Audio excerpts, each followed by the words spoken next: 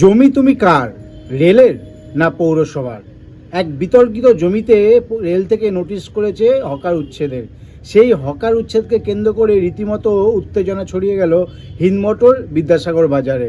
Minister থেকে বলেছিল যে ওইটা রেলের জায়গা না, এইটা রেলের জায়গা, এইটা দোকান বসছে, এটা যখন তোর ভাঙতেও পারে, কিন্তু ওইটা রেলের জায়গা না, ওইটা কোনোদিন ভাঙবে না।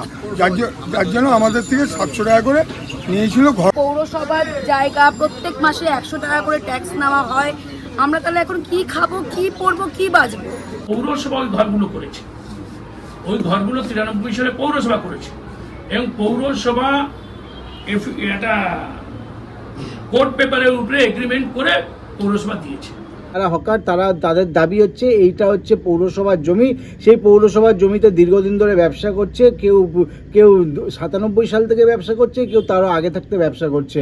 কিন্তু এই জমি থেকে পৌরসভা রীতিমতো টাকা নেয় এবং পৌরসভা এই জমি মানে এই দোকান যদি কেউ হস্তান্তর করে, কারোর নামে চেঞ্জ করে, সেক্ষেত্রে কারো থেকে 20,000, কারো থেকে 25,000 টাকা পর্যন্ত নেয় পৌরসভা। এমনটাই দাবি হকারদের।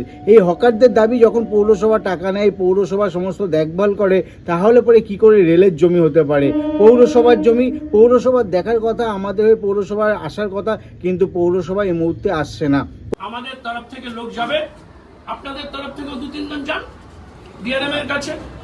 আমরা ডিআরএম কে বলেছি, আমরা আমাদের বক্তব্য যেটা খুব প্লেন, যে পৌরসভা উল্টে কি করছে, যারা হকার, যাদের ব্যবসা করছে, তাদেরকে বলছে আপনারা গিয়ে কোর্টে কেস করুন। তাহলে পৌরসভার জমি হলে পৌরসভা কেন বলছে কেস করতে হকারদের? পৌরসভা কেন কেস করছে না নিজে থেকে? তার উত্তর মেলেনি। ওই ঘরগুলো 93 সালে পৌরসভা করেছে এবং পৌরসভা একটা কোর্ট পেপারের উপরে এগ্রিমেন্ট করে পৌরসভা দিয়েছে। পৌরসভার দায় আছে। পৌরসভা ইতিমধ্যে রেলকে বলেছে যে এই জমিটা আমাদের। রেল বলছে জমিটা আমাদের। তো এটা ডিফাইন করবে কে? এটা ডিফাইন করবে বিএলআর, ডিফাইন করবে ডিএলআরও কেও আমরা রেলকে বলছি যে আপনারা নিয়ে এসে মাপান কার জমি। আর যদি জমি থাকে অতদিন, তাহলে 93 সালে আমাদের লোক ওখানে বাড়ি করবে কেন? রেলের জমি যদি থাকে, তাহলে রেলের জমি তো আমাদের বাড়ি করতে দেবে। আমরা কথা বলেছিলাম পৌরসভার চেয়ারম্যান দিলীপ যাদবের সঙ্গে। দিলীপ যাদব আমাদের প্রশ্নের সঠিক উত্তর না দিতে পেরে উল্টে কথা ঘুরিয়ে কি বললেন আপনাদের সামনে তুলে ধরলাম। যদি পৌরসভার ল্যান্ড না হতো, তাহলে তৎকালীন চেয়ারম্যান এ ধরনের এগ্রিমেন্ট করে কাউকে দিতেন না বলেই আমাদের বিশ্বাস, এবং কেউ নিত না, এটাও আমাদের বিশ্বাস। রেল 7 বছর এবং 26 বছর, 33 বছর পরে আজকে রেল বলছে যে এই ল্যান্ডটা আমার।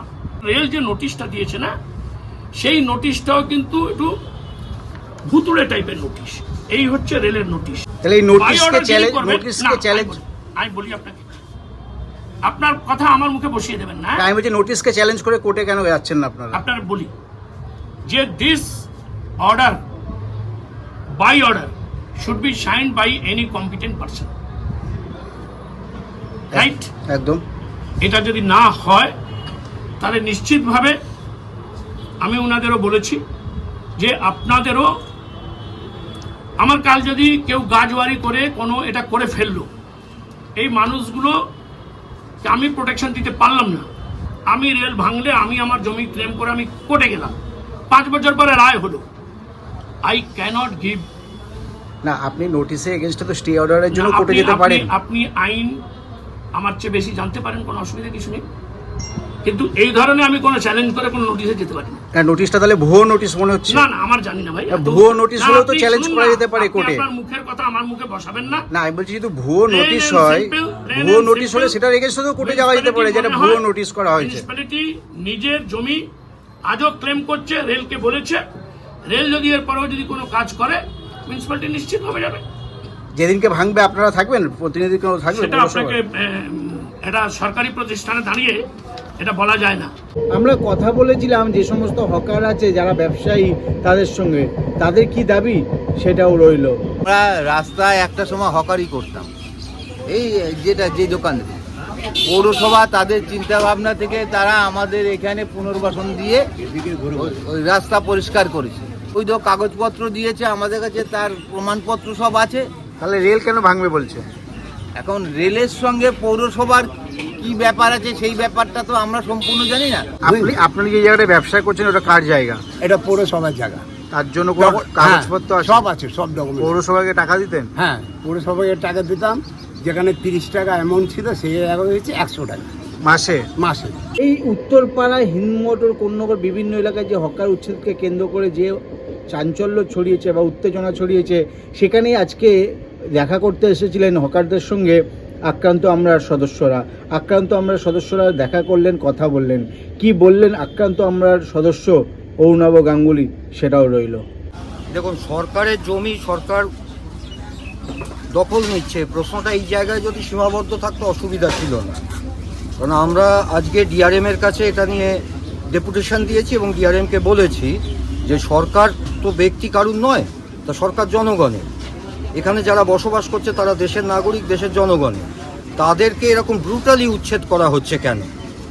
তাদের সঙ্গে আলোচনা করা হোক, বিকল্প ব্যবস্থা করা হোক, পুনর্বাসনের ব্যবস্থা করুন। তাতে তাদের থেকে পয়সা নিতে হয়, টাকা নিতে হয়, তা নিয়ে করুন। কিন্তু বাধ্য করছেন কেন তাদেরকে জোর করে? আপনারা এই জমি ফাঁকা করে কাজ সার্থক করতে চাইছেন, এইটা সরকারকেও একটা শ্বেতপত্র দিতে হবে। হিন্দমোটর থেকে অদীপের সঙ্গে প্রসেনজিৎ, হিন্দুস্তান টিভি।